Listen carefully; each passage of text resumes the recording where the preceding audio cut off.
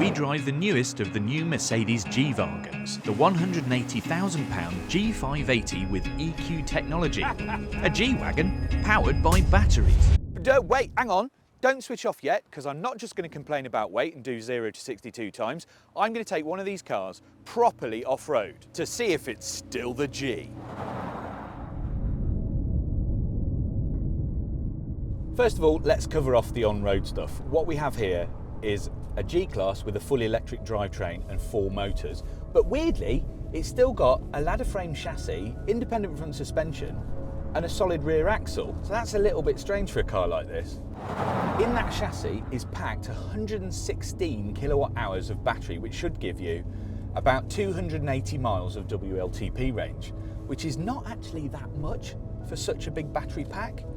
Mind you, it does provide you with 580 brake horsepower, just under, so that badge on the back actually means something now, and 858 pounds-feet of torque, which should offer up roughly 0 to 62 miles an hour in about 4.7 seconds, and 112 mile an hour top speed, which isn't bad for a bus this big because it weighs just over 3 tons. But you know, when you're driving it, it just feels like a really smooth, really competent riding G-Wagon, like a modern G-Wagon should. It feels very much like a G63, which is a bit weird. You still get quite a lot of rustle from the big upright windscreen, and it's got that kind of slightly luxury feel. It doesn't encourage you to go fast, but it can if it wants to. It's a bit of a rock and roll ride if you're really pressing on. It's got a long travel throttle and quite slow steering, so even when you're driving quite fast, it's not a sports car. This has been made by people who seem to want it to feel very much like a G-Class. The weird thing is, it does everything you expect it to. So when you boot it, it actually makes like a V8 noise. It's called G-Roar, and it's a signature sound. So if I put my foot down a bit, so the power is instant. Listen to that. The power is very instant, but it's not shocking. It doesn't shove you back in the seat. It's like this car is super brawny rather than particularly nippy. And that noise is produced by a soundbar that lives under the bonnet, and you can switch it off if you want to. But I really like it, and I love the noise. And I usually don't like noises in electric cars.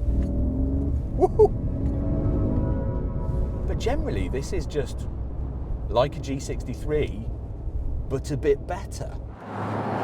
Which this isn't. But this, for me, is context, because this is what a G-Wagen means to me, not some Kensington High Street G63 wrapped in a gaudy colour. This is not your rap video G.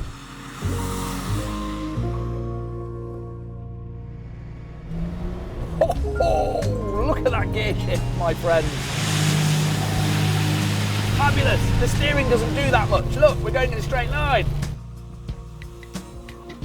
Now this is a 1982-1983 G-Wagen. So this was popular when I was a kid, unsurprisingly.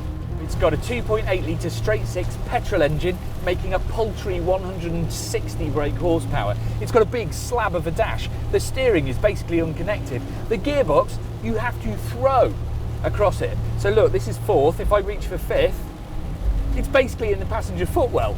It's got diff locks, it's got low range, it's military, it smells a bit funny, and you know what? I love it to my core, because this has nailed the mission statement for what a G-Wagen should be. It's rugged, it's practical, it's useful.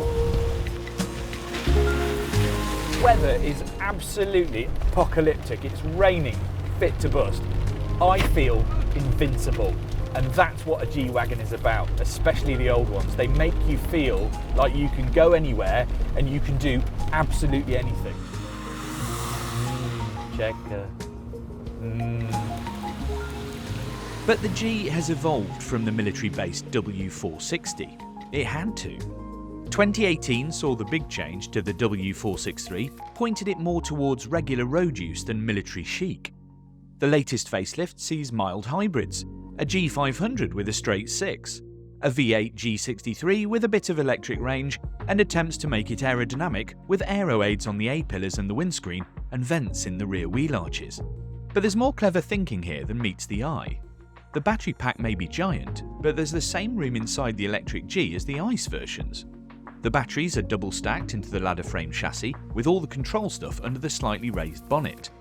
And there is a lot of control stuff, because this electric car has 4 motors, one for each wheel, which will be important later. And the interior is nice. A bit flashy for my taste, but now there's a decent touchscreen in the middle, plenty of options and decent ergonomics. Until the big change in 2018, that wasn't a given for a person in G-Wagen. Still not that much room in the back, but the boot is as big as the ICE version, which again isn't a given for an electric car. There's an electric grille too, which for some reason we don't get in the UK with the first cars. So it's all pretty much as you expect. But that's until you get somewhere a little more challenging. Now, there are the usual modes in this car: the Sport, Comfort, Trail and Rock, so they've got 2 off-road modes, but there is no Eco mode because Mercedes thought it probably wasn't appropriate in a car of this size and weight, which I think is quite clever. In a G-Wagen, you have a little off-road centre here in the middle of the dash, and it has diff locks, so you have front, centre and rear, and a low-range gearbox. This is different because you don't need a diff lock in an electric car with 4 motors. So instead of those, you have a low-range gearbox, which allows you to sort of multiply your torque to earth mover levels, which is usually really useful off-road. And then you've got G-steer and G-turn, which I'm going to demonstrate in a moment.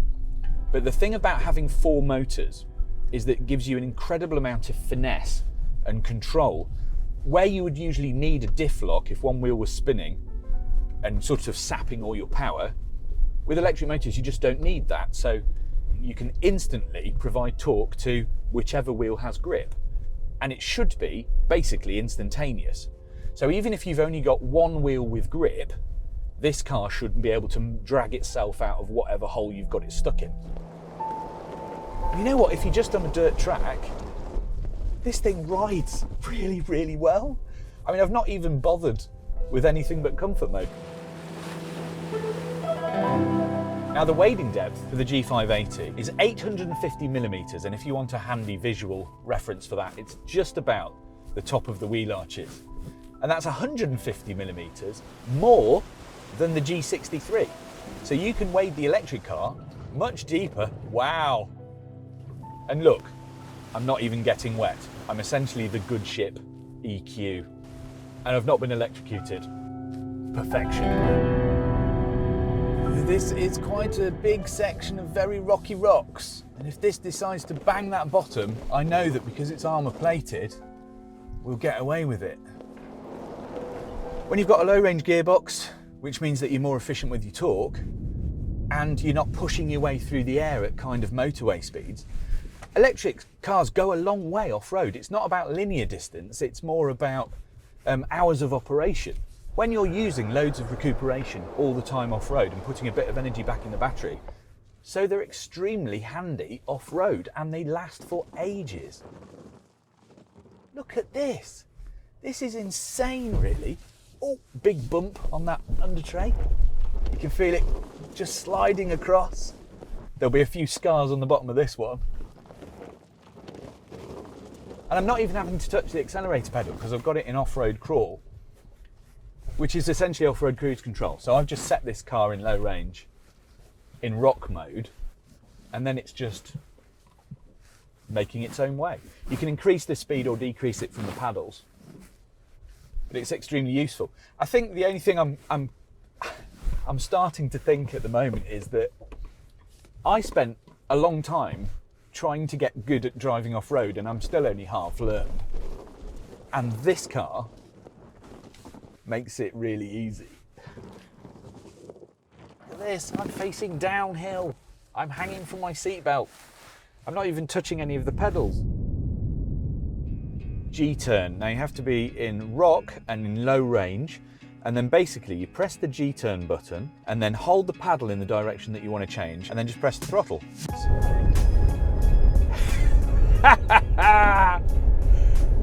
So you're basically overspeeding the outside wheels and then spinning the opposite direction with the inside wheels, which means the car just turns on the spot. It'll only do 720 degrees, so you can't just donut it forever. And technically, you're not allowed to do it on a public highway because it's illegal. Also because you'd wreck the tyres within about 2 goes. The thing is, I got here thinking that G-turn was a gimmick and it was just there to showcase what the drivetrain can do. I have now decided that I will use G-turn literally everywhere. That's awesome. And then you can just drive away. But there is another function of having 4 electric motors that I find really interesting, I think would be really useful off-road, and it's called G-steer. So if I press this button when I'm in crawl mode, essentially what it'll do is brake one inside rear wheel depending on which way I steer, and then overspeed the outside wheel, meaning that I'll do a super tight turn. You can turn around your inside wheel. Now this will operate up to about 25 kilometers an hour, but it means you can do super tight turns. It's absolutely awesome. If I was going to start doing off-roading properly, I'd still have a Lada Niva with a lift and lockers in it, because it would be fun and it would be cheap and it would be a bit more involving.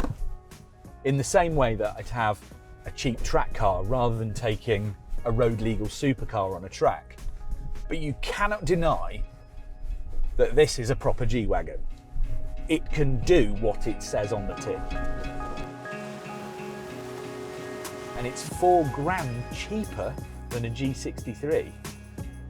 This might be my favourite G-Wagon, and yet it's the most bonkers. But, and it is quite a big but, the electric G had to be capable of more. It had to stand up to those pillars of G-ness, and some brilliant engineering brains have actually made sure of that. This car is pointless but astounding, and a showcase for what's actually possible. Thing is, I am now absolutely convinced that electric motors are better than internal combustion at off-roading. They're not more fun, but they are more capable and more finessed. This is a car that is absolutely gobsmacking and the best of its breed. It's just a big shame that so few of them are really going to be put to the test.